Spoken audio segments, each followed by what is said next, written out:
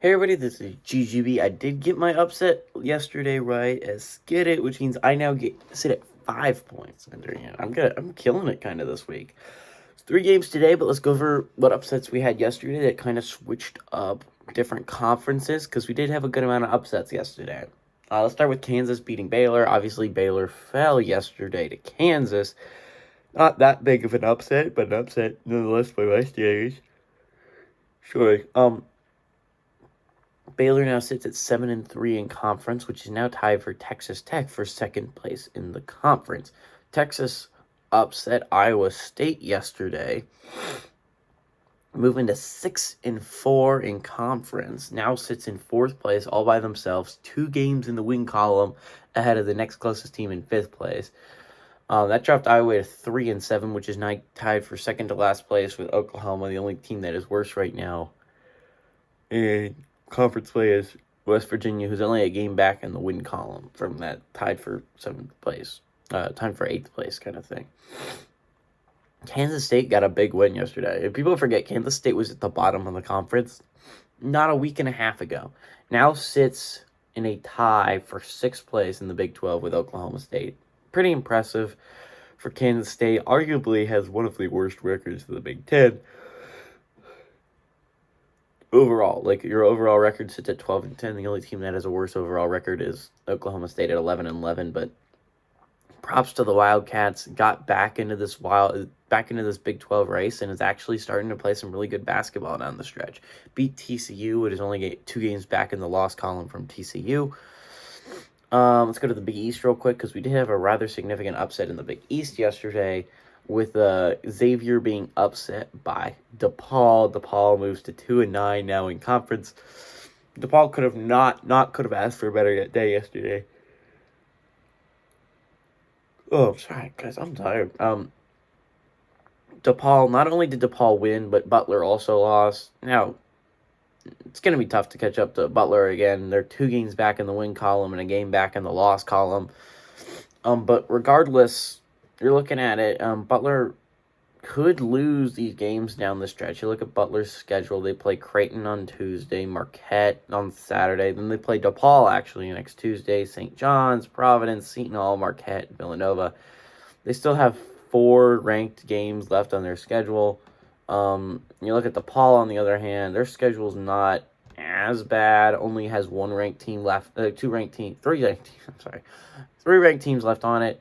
But they do play Georgetown on Wednesday, which should be nice and easy. They do have to travel to Providence, but then they get Butler at home. They get Creighton at home. They have to travel to Seton Hall, but they have to travel on the road to Georgetown. They get St. John's at home.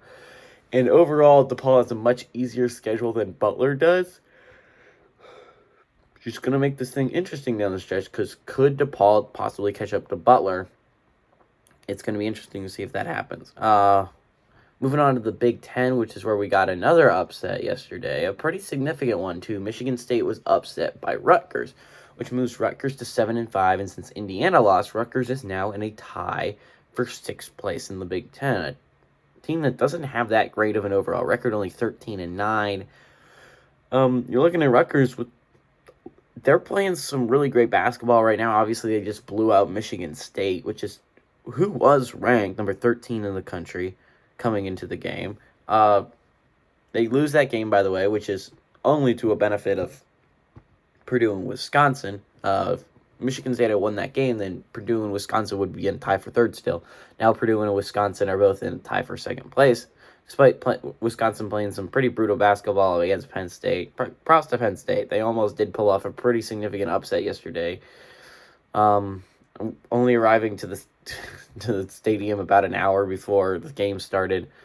But that caused Michigan State to fall to 4th place, and now Rutgers is in a tie for 6th, thanks to Indiana losing yesterday. We're going to talk about how Rutgers could actually move up in the standings in a little bit here.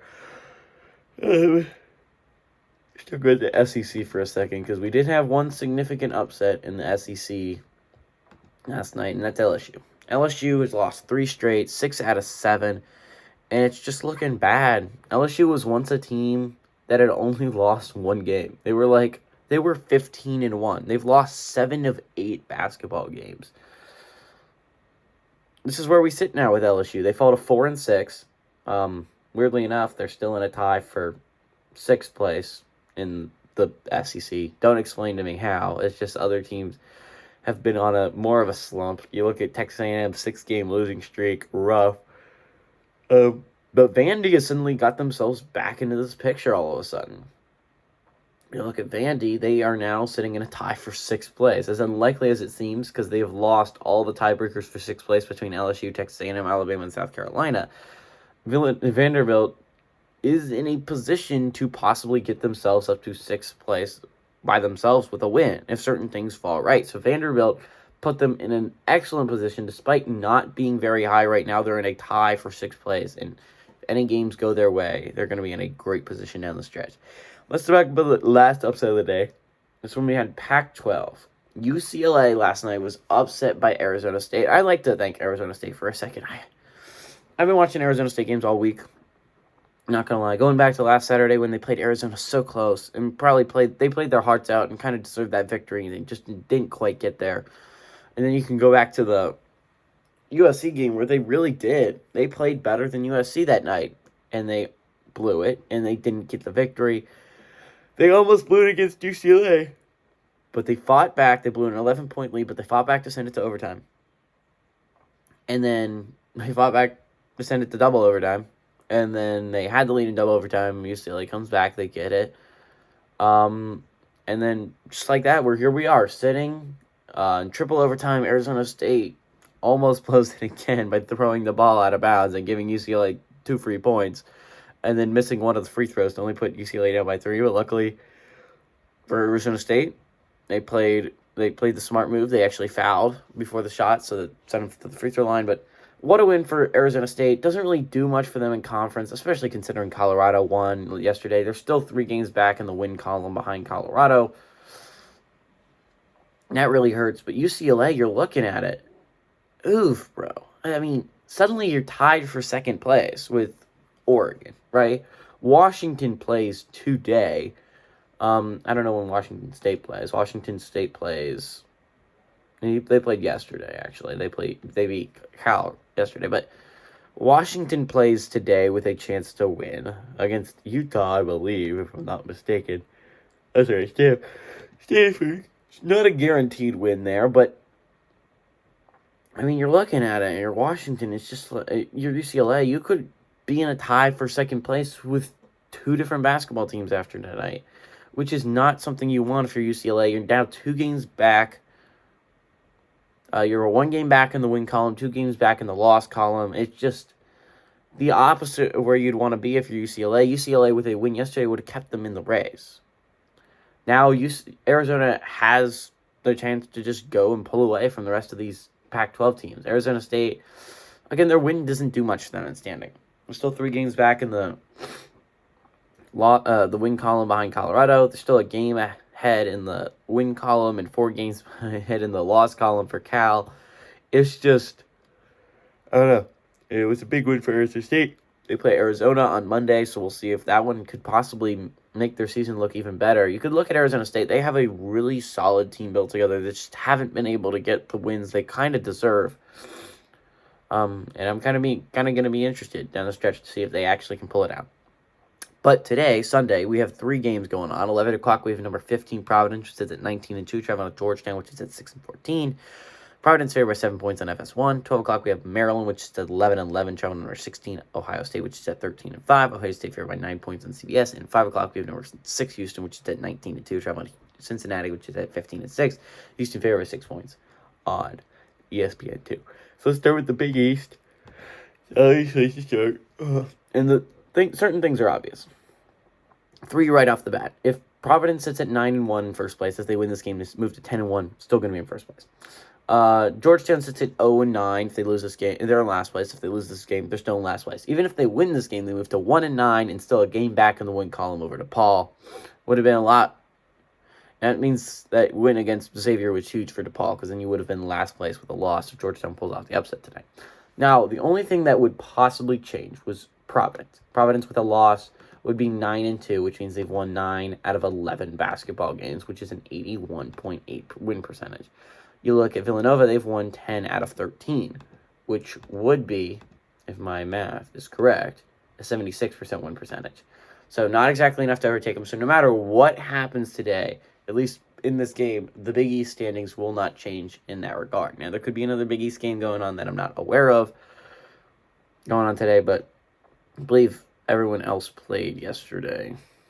I don't know. I don't remember Seton Hall playing yesterday, but I believe everyone else did. At 12 o'clock, we have Maryland. We'll go to the Big Ten real quick. Maryland has a big game on the schedule with Ohio State. Ohio State with a win moves to 7-3. They're fine. They're in 5th place still. It really kind of sucks, but they're only a game back in the win column behind Michigan State. They can make up that ground. The problem is with a loss. With a loss, you fall to 6-4 if you're Ohio State. Indiana and Rutgers, so that'd be a 60 win percentage. Everyone can agree 6 out of 10 is 60. You look at it, for Indiana and Rutgers, they would have won 7 out of 12 basketball games. That would be a bad win percentage. I put 7 out of 112. 7 out of 12 is a 58% win percentage. So not quite below Indiana Rutgers level quite yet, but you would only be 2 percentage points ahead of Indiana and Rutgers. It's a big game here, and you would be 2 games back in the win column, 1 game back in the loss column behind Michigan State for that coveted 4 seed. You look at Maryland, on the other hand. Maryland with a win can move to 4-8. 4-8 would move them into a tie for 11th place with Northwestern. Big thing considering you would be only a game back in the loss column from Penn State, which is the coveted 10 seed. If you don't know, in the Big Ten tournament how it works, the top 4 seeds get 2-day byes. That's why that top 4 spots are so coveted. On the other hand, there's a big difference between 10 and 11 because 10 gets a 1-day bye, 11 gets no day bye. They have to play the first day. And while they would probably be playing Nebraska, that's not a big challenge. It's still, there's any given day you could possibly lose to Nebraska, not to mention you get worn out. You want to get the 10 seed. But on the bright side, you would also, like in this is a serious matter, is getting the 11 over 12 seed. Because that really does matter. Again, 13-12 is not a big deal because you're going to be playing each other. Anyways, 12 and 11 is huge. Because if you're Northwestern, you'd much rather play Nebraska than you would Minnesota. Because while Minnesota has not been doing well in Conference 2-8, they're still at 11-8 overall team. They're still a team that has a good amount of talent on them. You wouldn't want to play the Golden Gophers. You would want to play the Nebraska Cornhuskers. Anyways, that's what's on the line for Maryland. Maryland with a loss could fall to 3-9. Minnesota plays Iowa today. They can move to 3-8 and pass you. Not a huge deal, but you would lose ground on Northwestern, which would be rather significant. Don't worry, Nebraska's not going to catch you, but you want to get the 11 or 10 seed. So that's what you're playing for there. Then you go to the American Conference, where Houston sits. Again, Houston with a win or a loss, which doesn't happen very often for Houston, on an 11-game win streak. Has not lost in a while. With a win, moves to 9-0 conference. With a loss, falls to 8-1. Thanks to SMU losing yesterday, no one's going to catch up to them. Now, Cincinnati with a loss would fall to 5-4, which would drop below Memphis's 6-4, right? So Memphis, pretty big Houston fans today, because you would move up 1 spot, would only be behind Temple and Tulane, and SMU. Houston, SMU, Temple, Tulane. And Tulane's not a team that's doing all that well, just better in conference. 10-10 overall record, but 7-4 in conference. So Memphis kind of needs the win here. I mean, Cincinnati wins this game, though, and is suddenly... So this game's huge, because if you lose this game, you fall to 5-4 in conference and would be in 6th place. You'd be in 6th place in the conference. With a win, you move to 6-3, would pass Tulane, and be in a tie with Temple for 3rd place in the conference. So huge game for the Bearcats here. That's the repercussions for both these teams. Now time for my pick. See, I got to go with Maryland. I mean, Georgetown's not playing good basketball right now. I understand Maryland's the biggest underdog. And I understand Cincinnati's also playing some pretty good, solid basketball right now. 5-3 in conference, 15-6 overall. They've been playing really well. But Houston's just playing on a whole other level right now. Ohio State has been kind of inconsistent. Now, Maryland almost pulled off upset against Michigan State this week. So I think it's possibly pull it off against Ohio State. Maryland is a pretty solid basketball team. They have the talent there. They just haven't been able to put it together. So, hey, everybody, this is GGV saying adios, amigos, and go Terrapins.